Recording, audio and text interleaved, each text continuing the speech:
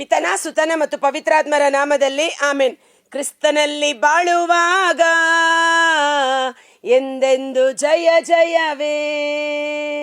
ಕ್ರಿಸ್ತನಲ್ಲಿ ಬಾಳುವಾಗ ನಮಗೆಂದೆಂದು ಜಯ ಜಯವೇ. ಸೈತಾನನ ಅಧಿಕಾರವೆಲ್ಲ ನನ್ನ ಯೇಸುದೇವ ಕಿತ್ತುಕೊಂಡರು, ತಲೆಯನ್ನು ಜಜ್ಜಿದರು, ಅವನ ಕಾಲಲ್ಲಿ ಮೆಟ್ಟಿದರು. ಕ್ರಿಸ್ತನಲ್ಲಿ ಬಾಳುವಾಗ ನಮಗೆಂದೆಂದು ಜಯ ಜಯವೇ, ನಮಗೆಂದೆಂದು ಜಯ ಜಯವೇ. ಪ್ರಭು ಕ್ರಿಸ್ತರಲ್ಲಿ ಆತ್ಮೀಯ ಸಹೋದರ ಸಹೋದರಿಯರೇ, ಈ ದಿನದ ಮುಂಜಾನೆಯ ಜೀವಸ್ವರ ಪ್ರಕಟಣಾ ಗ್ರಂಥ 17ನೇ ಅಧ್ಯಾಯ ವಚನ 14. ಈಗಾಗಲೇ ಪ್ರಕಟಣಾ ಗ್ರಂಥದ ವಿಡಿಯೋ ಲಿಂಕನ್ನು ನೀವು ಅನೇಕರಿಗೆ ಶೇರ್ ಮಾಡಿ ಅನೇಕ ಜನರು ಅದನ್ನು ನೋಡುವಂತೆ ಈ ಜೀವಸ್ವರ ಮೀಡಿಯಾ ಮಿನಿಸ್ಟ್ರಿಗೆ ಸಹಾಯ ಮಾಡುತ್ತಿರುವುದಕ್ಕಾಗಿ ಜೀವಸ್ವರದ ಎಲ್ಲ ಕುಟುಂಬಗಳಿಗೆ ಯೇಸು ನಾಮದಲ್ಲಿ ಕೃತಜ್ಞತೆಗಳನ್ನು, ದೇವರ ಆಶೀರ್ವಾದಗಳನ್ನು ನಿಮಗೆ ಕೋರುತ್ತಾ ದೇವರು ನಿಮ್ಮನ್ನು ಇನ್ನೂ ಹೆಚ್ಚಾಗಿ ಆಶೀರ್ವದಿಸಲಿ. 17ನೇ ಅಧ್ಯಾಯ ವಚನ 14. ಅವರು ಯಜ್ಞದ ಕುರಿಮರಿಯ ಮೇಲೆ ಯುದ್ಧ ಮಾಡುವರು, ಆದರೆ ಯಜ್ಞದ ಕುರಿಮರಿಗೆ ಜಯವಾಗುವುದು. Price the lord. ಈ ಹರ್ಮೆಗೆದೋನ್ 16ನೇ ಅಧ್ಯಾಯ ವಚನ 16ರಲ್ಲಿ ನಾವು ನೋಡಿದೆವು.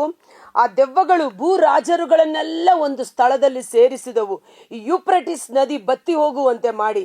ಈಗ ಆ ಯೂಫ್ರೆಟಿಸ್ ನದಿ ನಿಜವಾಗಿಯೂ ಬತ್ತಿ ಹೋಗುತ್ತಿರುವುದನ್ನ ಚರಿತ್ರೆಯಲ್ಲಿ ಅಥವಾ ಪ್ರೆಸೆಂಟ್ ಆಗಿ ನಾವು ನೋಡ್ತಾ ಇದ್ದೇವೆ ನ್ಯೂಸ್ಗಳಲ್ಲಿ. ಅನೇಕರು ಆ ಮಾರ್ಗವಾಗಿ ಆ ಸ್ಥಳವನ್ನ ಸೇರಲು ದಾರಿ ಸರಾಗವಾಗುತ್ತದೆ. ಆ ದೆವ್ವಗಳು ಭೂ ರಾಜರೆಲ್ಲವನ್ನು ಒಂದು ಸ್ಥಳದಲ್ಲಿ ಸೇರಿಸಿದವು. ಆ ಸ್ಥಳಕ್ಕೆ ಇಬ್ರಿಯ ಭಾಷೆಯಲ್ಲಿ ಹರ್ಮಗೆದೋನ್, ಮೆಗದೋನ್ ಕಣಿವೆ. ಇದರ ಬಗ್ಗೆ ಈಗಾಗಲೇ 16ನೇ ಅಧ್ಯಾಯದಲ್ಲಿ ನಾವು ಮಾತನಾಡಿದ್ದೇವೆ. ಆ ಸ್ಥಳದಲ್ಲಿ ಸೇರಿದವು. ಅಲ್ಲಿ ಯಜ್ಞದ ಕುರಿಮರಿಯ ಮೇಲೆ ಯುದ್ಧ ಮಾಡುವರು. ದ ಹರ್ಮೆಗೆದೋನ್, ದ ಅಂತಿಮ ಯುದ್ಧ, ಅಥವಾ ಭೂಲೋಕದಲ್ಲಿ ನಡೆಯುವ ಈಗ ಮೊದಲನೇ ಮಹಾಯುದ್ಧ, ಪ್ರಪಂಚದ 2ನೇ ಮಹಾಯುದ್ಧ. ಆ ರೀತಿಯಲ್ಲಿ ಇದು 3ನೇ ಮಹಾಯುದ್ಧವಾಗಿ ಪರಿಣಮಿಸುವುದು. ಭೂರಾಜರುಗಳೆಲ್ಲ ಒಟ್ಟಾಗಿ ಸೇರಿ ಅಂತಿಮ ಯುದ್ಧ ನಡೆಯುವುದು. ಆದರೆ ಯಜ್ಞದ ಕುರಿಮರಿಗೆ ಜಯ ಉಂಟಾಗುವುದು. Price the lord, hallelujah. ಯಜ್ಞದ ಕುರಿಮರಿಗೆ ಜಯ ಉಂಟಾಗುವುದು. ಆ ಕುರಿಮರಿಯು ಒಡೆಯರಿಗೆಲ್ಲ ಒಡೆಯನು, ರಾಜಾದಿರಾಜನು ಆಗಿರುವುದೇ ಇದಕ್ಕೆ ಕಾರಣ. ರಾಜಾದಿ ರಾಜ, ಪ್ರಭುಗಳ ಪ್ರಭು, ಸೇನಾಧೀಶ್ವರ ದೇವರು, ಒಡೆಯರಿಗೆಲ್ಲ ಒಡೆಯ, ಸ್ವರ್ಗ ಲೋಕದಲ್ಲೂ ಭೂಲೋಕದಲ್ಲೂ ಪಾತಾಳ ಲೋಕದಲ್ಲೂ ಸರ್ವ ಅಧಿಕಾರವನ್ನ ಪಡೆದಿರುವ ಪ್ರಭು ಯೇಸು, ಯಜ್ಞದ ಕುರಿಮರಿ, ಎಲ್ಲವುಗಳ ಮೇಲೆ ಜಯಶಾಲಿ ಆಗುತ್ತಾರೆ. ಆದ ಕಾರಣ ಆ ಜಯದ ಆತ್ಮರು ನಮ್ಮೊಳಗೆ ದೇವರು ಅನುಗ್ರಹಿಸಿದ್ದಾರೆ. ದೇವರ ಕರೆ ಹೊಂದಿದವರು, ದೇವರು ಆಯ್ದುಕೊಂಡವರು ಆದ ಪ್ರಾಮಾಣಿಕ ಅನುಯಾಯಿಗಳು ಆ ಜಯದಲ್ಲಿ ಪಾಲುಗಾರರಾಗುವರು. ಯಾರೆಲ್ಲ ಯೇಸುವಿನ ಪರವಾಗಿ ಹೋರಾಡಿ ಜಯವನ್ನ ಅವರು ಪಡೆದುಕೊಳ್ಳುವರು. ಸೈತಾನನಿಗೆ ಪರಿಪೂರ್ಣ ಸೋಲು ಉಂಟಾಗುವುದು. ರೋಮ 8 ವಚನ 29 ಮೇಲ್ಪಟ್ಟು ನಾವು ನೋಡುತ್ತೇವೆ. ದೇವರು ಯಾರನ್ನು ಮೊದಲೇ ಕರೆದಿದ್ದಾರೋ ಅವರನ್ನು ತನ್ನ ಪುತ್ರನ ಸ್ವರೂಪದಲ್ಲಿ ರೂಪಾಂತರಗೊಳ್ಳುವಂತೆ ಅವರನ್ನು ಮಾರ್ಪಡಿಸುತ್ತಾರೆ.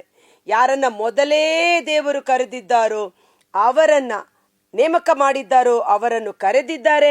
ಯಾರನ್ನು ನೇಮಕ ಮಾಡಿದ್ದಾರೋ ತನ್ನ ಪುತ್ರನ ಸ್ವರೂಪದಲ್ಲಿ ಅವರು ರೂಪಾಂತರಗೊಂಡು ಮಹಿಮಾ ಸ್ಥಾನದಲ್ಲಿ ಜಯಶಾಲಿಗಿಂತ ಮಿಗಿಲಾದ ಜಯಶಾಲಿಗಳಾಗಿ, ಹೇಗೆ ಪ್ರಭು ಯೇಸು ದೇವರ ಚಿತ್ತವನ್ನ ಈ ಲೋಕದಲ್ಲಿ ಪರಿಪೂರ್ಣವಾಗಿ ನೆರವೇರಿಸಿ ಜಯವನ್ನ ಹೊಂದಿ ಸರ್ವೇಶ್ವರನ ಬಲಪಾರ್ಶ್ವದಲ್ಲಿ ಆಸೀನರಾಗಿದ್ದಾರೋ, ಹೀಗೆ ಜಯ ಹೊಂದುವ ದೇವರ ಮಕ್ಕಳು ನಾವೆಲ್ಲರೂ ಪ್ರಭುವಿನ ಸಿಂಹಾಸನದಲ್ಲಿ ಕುಳಿತುಕೊಳ್ಳುವ ಹಕ್ಕು ಬಾಧ್ಯತೆಯನ್ನು ಪಡೆದುಕೊಂಡಿದ್ದೇವೆ. ಆಮೇನ್. ನನ್ನ ಯೇಸು ನನ್ನ ರಕ್ಷಕ. ಪ್ರಕಟಣಾ ಗ್ರಂಥ 3ನೇ ಅಧ್ಯಾಯ ವಚನ 21ರಲ್ಲಿ, ಹೀಗೆ ಜಯ ಹೊಂದುವವನು ನನ್ನೊಡನೆ ನನ್ನ ಸಿಂಹಾಸನದಲ್ಲಿ ಕುಳಿತುಕೊಳ್ಳುವ ಹಕ್ಕನ್ನು ಅವನಿಗೆ ಕೊಡುತ್ತೇನೆ. ಸೊ ರಾಜಾದಿರಾಜ, ಪ್ರಭುಗಳ ಪ್ರಭು, ಸ್ವರ್ಗಲೋಕ ಭೂಲೋಕ ಪಾತಾಳದ ಶಕ್ತಿಗಳ ಮೇಲೆ ಅಧಿಕಾರವುಳ್ಳ ಯೇಸುವಿನ ಮಕ್ಕಳು ನಾವಾಗಿದ್ದೇವೆ. ಆತನ ನಾಮದಲ್ಲಿ ನಾವು ಜೀವಿಸುವ ಕಾರಣ ಸೈತಾನನಿಗೆ ನಮ್ಮ ಮೇಲೆ ಜಯ ಹೊಂದಲು ಸಾಧ್ಯವೇ ಇಲ್ಲ. ಸಕಲ ಅಧಿಕಾರ, ಆಧಿಪತ್ಯ, ರಾಜರುಗಳನ್ನು ಸದೆಬಡೆದಿದ್ದಾರೆ. ನಾವು ಯಾವುದೇ ರಾಜ ಬರಲಿ, ಯಾವುದೇ ಸರ್ಕಾರ ಬರಲಿ, ನಾವು ಭಯಪಡುವ ಅವಶ್ಯಕತೆ ಇಲ್ಲ. ನಮಗೆ ರಾಜಾದಿರಾಜ, ಏಕೈಕ ರಾಜ ಪ್ರಭು ಯೇಸು ಆಗಿದ್ದಾರೆ. ಆತನು ಭೂಲೋಕದ ಸರ್ವ ಸೃಷ್ಟಿಗೆ ರಾಜನಾಗಿದ್ದಾನೆ. ವಿಶ್ವದ ಸಕಲ ರಾಜರುಗಳಿಗೆ ರಾಜರಾಗಿ ಪ್ರಭು ಯೇಸು ಇದ್ದಾರೆ. ಕೊಲೆಸದವರಿಗೆ ಬರೆದ ಪತ್ರ 2ನೇ ಅಧ್ಯಾಯ ವಚನ 15ರಲ್ಲಿ ನಾವು ನೋಡುತ್ತೇವೆ, ಬಲಾಢ್ಯ ಒಡೆಯರನ್ನು ಅಧಿಕಾರಿಗಳನ್ನು ನಿರಾಯುಧರನ್ನಾಗಿ ಮಾಡಿ ತಾವು ಗಳಿಸಿದ ಜಯದ ನಿಮಿತ್ತ ಜನರೆಲ್ಲರ ಮುಂದೆ ಶಿಲುಬೆಯ ವಿಜಯೋತ್ಸವದಲ್ಲಿ ಅವರುಗಳನ್ನು ಸೆರೆಯಾಳುಗಳನ್ನಾಗಿ ಪ್ರದರ್ಶಿಸಿದ್ದಾರೆ. ಶಿಲುಬೆಯ ವಿಜಯೋತ್ಸವದ ಮೂಲಕ ಬಲಾಢ್ಯ ಒಡೆಯರು ಅಂದರೆ ಶಕ್ತಿಯುತವಾದ ರಾಜರುಗಳು, ಶಕ್ತಿಯುತವಾದ ಗವರ್ಮೆಂಟ್, ಎಂಥ ದೊಡ್ಡ ಅಧಿಕಾರಿಗಳಿರಲಿ, ಅಧಿಕಾರ, ಆಧಿಪತ್ಯ, ಬಲಾಢ್ಯ ರಾಜರುಗಳನ್ನ ಸೆರೆಯಾಳಾಗಿ ಶಿಲುಬೆಯ ವಿಜಯೋತ್ಸವದಲ್ಲಿ ಅವರನ್ನ ನಿರಾಯುಧರನ್ನಾಗಿ ಪ್ರದರ್ಶಿಸಿದ್ದಾರೆ. ಹೇಗೆ ಒಬ್ಬ ದೊಡ್ಡ ರೌಡಿಯನ್ನ ಪೊಲೀಸ್ ಹಿಡಿಯುವಾಗ ಆತನ ಆಯುಧಗಳನ್ನೆಲ್ಲ ವಶಪಡಿಸಿಕೊಂಡು ಕೈಗಳಿಗೆ ಸರಪಣಿಗಳನ್ನು ಹಾಕಿ ಬೀದಿಯಲ್ಲಿ ಮೆರವಣಿಗೆ ಮಾಡುತ್ತಾರೆ, ಅವನು ಇನ್ನು ಸೆರೆಯಾಳಾಗಿ ಬಂಧಿತನಾಗಿರುತ್ತಾನೆ ಅನ್ನುವ ರೀತಿಯಲ್ಲಿ ಸಕಲ ಅಧಿಕಾರ, ಆಧಿಪತ್ಯ, ಒಡೆಯರನ್ನ ದೇವರು ಪ್ರಭು ಯೇಸು ಜಯಿಸಿದ್ದಾರೆ. ಆ ಹರ್ಮೆಗದೋನ್ ಯುದ್ಧದ ಸಮಯದಲ್ಲಿ ದೇವರ ಮಕ್ಕಳಿಗೆ ಪರಿಪೂರ್ಣ ಜಯ ಉಂಟು. ಆ ದೇವದೂತನು ಮುಂದುವರೆದು ಹೀಗೆ ನುಡಿದನು, ಜಲರಾಶಿಗಳ ಮೇಲೆ ನಿಂತಿದ್ದ ವೇಶ್ಯೆಯನ್ನು ನೋಡಿದೆಯಲ್ಲ. ಆ ವೇಶ್ಯೆ ಎಂದರೇನು? ಬ್ಯಾಬಿಲೋನ್ ನಗರ. ಅದೊಂದು ನಗರ. ಇವಾಗ ನೋಡಿ, ರಾಷ್ಟ್ರಗಳಿಗೆಲ್ಲ ದೊಡ್ಡ ರಾಷ್ಟ್ರ ಅಮೇರಿಕಾ ಅಂತ ಹೇಳ್ತೀವಿ. ಅಮೇರಿಕಾದ ಮುಂದೆ ಎಲ್ಲಾ ರಾಷ್ಟ್ರಗಳು ತಲೆಬಾಗಬೇಕು ಅಥವಾ ಅದರೊಡನೆ ಒಪ್ಪಂದ ಮಾಡಿಕೊಳ್ಳಬೇಕು, ದೊಡ್ಡಣ್ಣ ದೊಡ್ಡಪ್ಪ ಅಂತ ಕರಿತೀವಿ. ಹಾಗೆ ಈ ಬ್ಯಾಬಿಲೋನ್ ಒಂದು ನಗರ.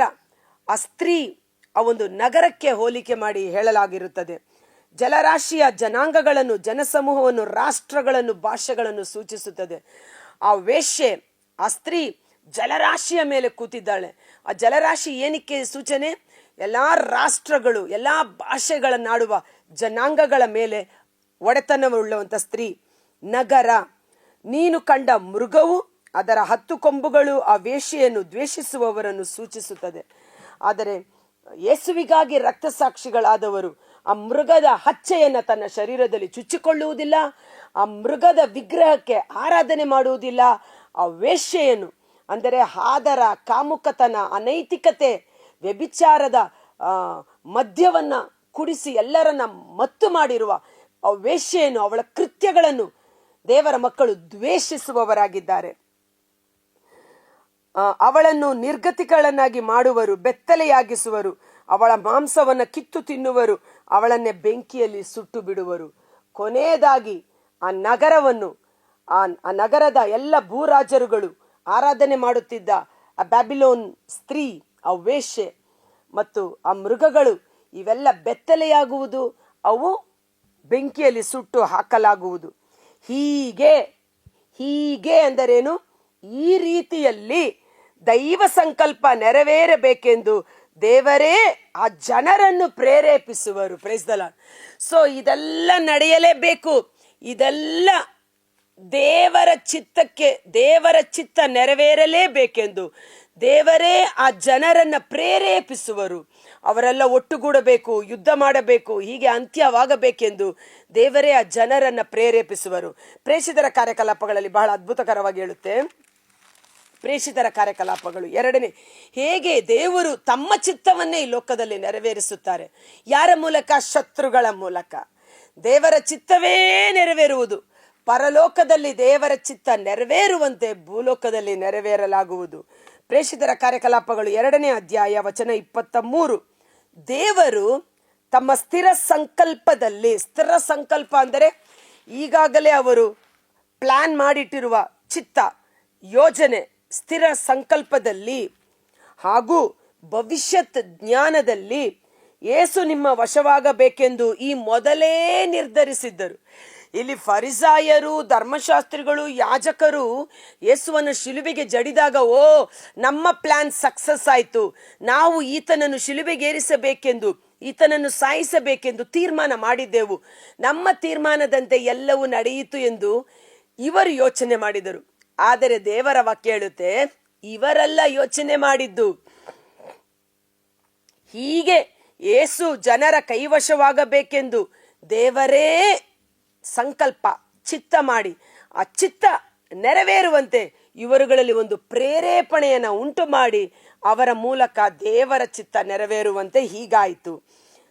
ನೀವು ಅವರನ್ನು ಪರಕೀಯರಿಗೆ ಒಪ್ಪಿಸಿ ಶಿಲುಬೆಗೆ ಹಾಕಿಸಿ ಕೊಲ್ಲಿಸಿದಿರಿ. ಸೊ ದೇವರ ಚಿತ್ತವೇ ನೆರವೇರುವುದು. ಶತ್ರುಗಳ ಪ್ಲಾನ್ ನಮ್ಮ ಜೀವಿತದಲ್ಲಿ ನೆರವೇರುವುದಿಲ್ಲ. ಶತ್ರುಗಳ ಪ್ಲಾನ್ ದೇವರ ಚಿತ್ತ ನಮ್ಮಲ್ಲಿ ನೆರವೇರುವಂತೆ ಮಾಡುತ್ತದೆ.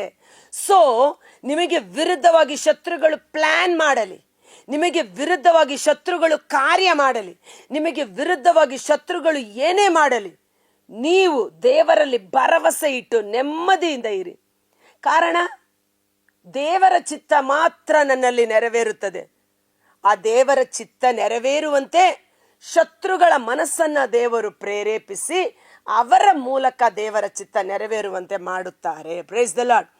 ಈ ಒಂದು ವಿಶ್ವಾಸ ನಮಗಿದ್ದರೆ ನಮಗೆ ಯಾವ ಶತ್ರುಗಳ ಭಯವೂ ಇಲ್ಲ. ನಾವು ನೆಮ್ಮದಿಯಾಗಿ ದೇವರಲ್ಲಿ ವಿಶ್ವಾಸವಿಟ್ಟ ಮನ ಸುಸ್ಥಿರ, ಅದಕ್ಕೆ ಯಾವ ಭಯಭೀತಿ ಇರುವುದಿಲ್ಲ. ನನ್ನ ವಾಕ್ಯಕ್ಕೆ ಕಿವಿಗೊಡುವವನಾದರೂ ನೆಮ್ಮದಿಯಿಂದಿರುವನು. ಜ್ಞಾನೋಕ್ತಿ 1:31 ಅಥವಾ 31 ನೋಡ್ತೀವಿ. ನನ್ನ ವಾಕ್ಯಕ್ಕೆ ಕಿವಿಗೊಡುವವನಾದರೂ ನೆಮ್ಮದಿಯಿಂದಿರುವನು. ಯಾಕಂದ್ರೆ ಅವನು ದೇವರಲ್ಲಿ ವಿಶ್ವಾಸವಿಟ್ಟ ಮನ ಸುಸ್ಥಿರ, ನಿಶ್ಚಲ, ಅದು ಸ್ಥಿರವಾಗಿ ನಿಲ್ಲುತ್ತದೆ. ಆದ ಕಾರಣ ಧೈರ್ಯವಾಗಿರಿ. ನೋಡಿ, ಈ ರಾಜರುಗಳೆಲ್ಲ ಒಟ್ಟುಗೂಡಿ ಹರ್ಮೆಗದೋನ್ ಎಂಬ ಸ್ಥಳದಲ್ಲಿ ಯಜ್ಞದ ಕುರಿಮರಿಯ ವಿರುದ್ಧ ದೊಡ್ಡ ಯುದ್ಧ ಮಾಡಿದರೂ ಸಹ ಜಯ ದೇವರ ಮಕ್ಕಳದು, ಯಜ್ಞದ ಕುರಿಮರಿಯಾದ ಪ್ರಭು ಯೇಸುವಿನದು. ಫಿಲಿಪ್ಪ 2:13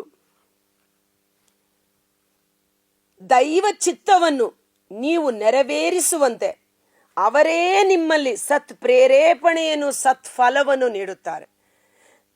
ದೇವರ ಚಿತ್ತ ನೆರವೇರುವಂತೆ ದೇವರೇ ನಮ್ಮೊಳಗೆ ಒಂದು ಸತ್ ಪ್ರೇರೇಪಣೆಯನ್ನ ಮಾಡಿ ಸತ್ಫಲವನ್ನು ಅವರೇ ನೀಡುತ್ತಾರೆ. ಸೊ ದೇವರ ಪ್ರೇರೇಪಣೆ, ದೇವರ ಚಿತ್ತವೇ ನಮ್ಮಲ್ಲಿ ನೆರವೇರುವುದು. ಓಕೆ, ಪ್ರಕಟಣಾ ಗ್ರಂಥ 17. ಯೇಸುವೆ ಸ್ತೋತ್ರ ಕರ್ತನೆ, ಹಲ್ಲೆಲೂಯಾ. 17:17 ಹೀಗೆ ದೈವ ಸಂಕಲ್ಪವು ನೆರವೇರಬೇಕೆಂದು ದೇವರೇ ಆ ಜನರನ್ನು ಪ್ರೇರೇಪಿಸುವರು. ಇದೇ ಪ್ರೇರೇಪಣೆಯಿಂದಾಗಿ ದೇವರ ವಾಕ್ಯ ನೆರವೇರುವವರೆಗೆ ಅವರು ಒಮ್ಮನಸ್ಸಿನಿಂದ ರಾಜ್ಯಾಧಿಕಾರವನ್ನು ಆ ಮೃಗಕ್ಕೆ ಒಪ್ಪಿಸಿ ಬಿಡುವರು. ನೀನು ಕಂಡ ಆ ಸ್ತ್ರೀ ಭೂರಾಜರ ಮೇಲೆ ಅಧಿಕಾರವುಳ್ಳ ಮಹಾನಗರದ ಸೂಚನೆಯಾಗಿದ್ದಾಳೆ. ಎಲ್ಲಾ ರಾಜರುಗಳ ಮೇಲೆ ಅಧಿಕಾರವುಳ್ಳ ಒಂದು ಮಹಾನಗರ.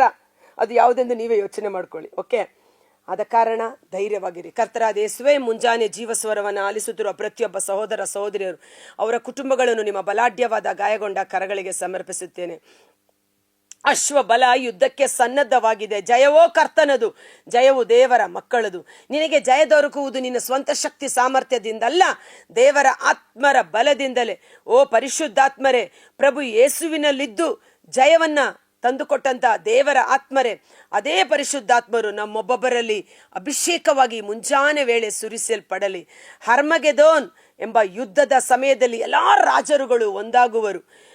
ಒಬ್ಬ ರಾಜನ ಕೈ ಕೆಳಗಡೆ ಒಂದೇ ರಾಷ್ಟ್ರ, ಒಬ್ಬನೇ ರಾಜ, ಒಂದೇ ದೇಶ, ಒಂದೇ ಪ್ರಪಂಚ, ಹೀಗೆ ಒನ್ ಮ್ಯಾನ್ ಎಲ್ಲವನ್ನ ಆಳುವಂತ ಸಮಯ ಬರುವುದು. ಆ ಪಾಪ ಪುರುಷನು ಪ್ರತ್ಯಕ್ಷನಾಗುವಾಗ ಪ್ರಭು ಯೇಸು ತಮ್ಮ ಉಸಿರಿನಿಂದಲೇ ಅವನನ್ನು ನಾಶ ಮಾಡಿ ಬಿಡುವರು.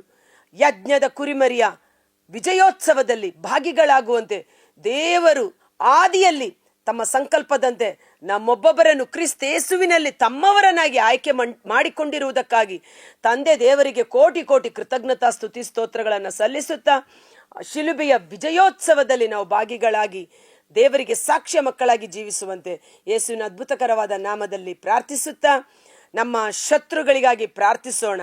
ದೇವರ ಚಿತ್ತ ಅವರ ಮೂಲಕ ನೆರವೇರುತ್ತಿರುವುದಕ್ಕಾಗಿ ಸ್ತೋತ್ರ. ದೇವರ ಚಿತ್ತವೇ ನನ್ನ ಜೀವಿತದಲ್ಲಿ, ನನ್ನ ಕುಟುಂಬದಲ್ಲಿ, ನನ್ನ ಮಕ್ಕಳಲ್ಲಿ ನೆರವೇರಲಿ. ಆಮೇನ್. God bless you. ಈ ವಿಡಿಯೋ ಲಿಂಕನ್ನು ಪರರಿಗೂ ಶೇರ್ ಮಾಡಿ ದೇವರ ಆಶೀರ್ವಾದವನ್ನು ಹೊಂದಿಕೊಳ್ಳಿ. Thank you.